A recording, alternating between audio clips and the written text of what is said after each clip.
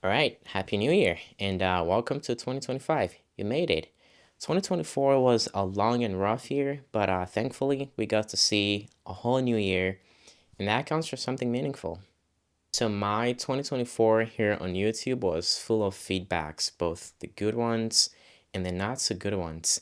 Now, I can do one of three things with those feedbacks and say, this is my channel, my circus, my monkeys. I can either focus on the bad ones and get put down by them and stop making videos, or I can focus on the good ones and not see where I'm going wrong, or I can take both the good ones and the not so good ones and use them to my advantage.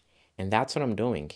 And that's what I hope to do from here on, to see both the good and the not so good and then make better choices from them. So I appreciate all your feedbacks throughout 2024. Thank you for that. So, what have I done with those feedbacks? The main theme of your feedback was my content is the exact copy of that of MKBHD. And to be honest, it wasn't and it is not my intention to be seen as MKBHD. Way before I started posting videos on YouTube, my friends back in high school used to say, you both kind of look alike in some ways. And these were people I was super close with. And I keep thinking, if my focus on YouTube was not on tech, will I still be seen as MKBHD? But that is something I guess I would never know the answer to because I can't rewind time. But what I can do though is change some things that make my videos very similar to his, that makes it seem like the exact copy of his. And to be honest, when you guys say that, I see it as a compliment because MKBHD has a whole team full of people working behind the scenes to create crisp videos, and I'm just a kid doing all this by myself. So instead of seeing that as a bad thing, I see it as a compliment to the work that I put in. So I kind of look at it from the bright side, even though that can be seen as a bad thing to some people out there, like this comment right here. All right, so I've changed my skin color. First, it used to be blue, black, and white, and then I changed it to red, green, blue, and yellow in respect to the Rubik's Cube. But apparently, that is the MKPHD's theme color. Okay, fine. I created a cubic logo. Apparently, that is the MKBHD's vibe. So I've rebranded the whole channel to blue. At first, it used to be H4K, it used to be Has, and then I decided to rebrand it to blue.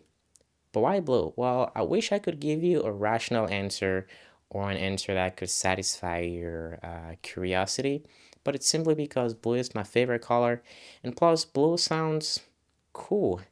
And the way that I present here on camera, I'm a really quiet person in real life, and on camera, I do want to say that I turn up my personality 15 to 20%, and anything above that just burns me out.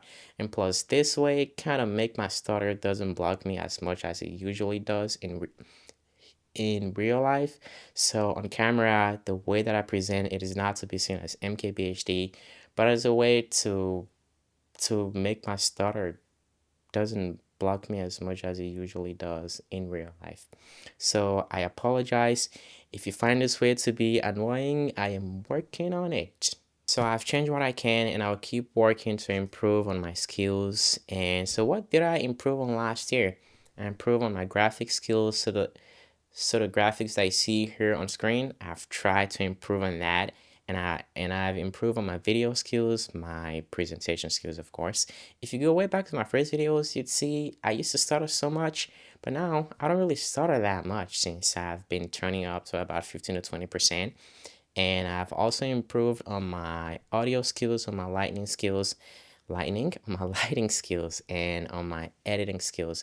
So I've improved on those, and I will keep working on to improve on that as time goes on. And I appreciate all your patience and your feedbacks. It really means a lot. And I'll keep working on new ways to make my work less time consuming. And of course, I would have to work hard and diligently on every process of my videos to create videos that I'm genuinely proud of. I haven't said this before, but about 80% of my motivation comes from the end results. So when it comes to creating videos, it is that feeling that I get when I'm rewatching my final edit that I live for. So when I create a video, I just want to look at it back and I feel at home like, yes, this is decent work. So that's why I work diligently and hard on every process of the video just to be proud of it after shooting this video, after working on the entire process, just to feel at home like, yes, this is good work. I live for that moment. To me, that is the Eureka moment. Have you guys heard that story? I don't know if this was Diogenes or someone, I don't quite remember, where he just ran out naked and yelling, Eureka, Eureka, I found it, I found it. I live for that moment. I hope you have a happy and good new year, and I hope you meet your goals for 2025 as long as you're not planning on hurting anyone.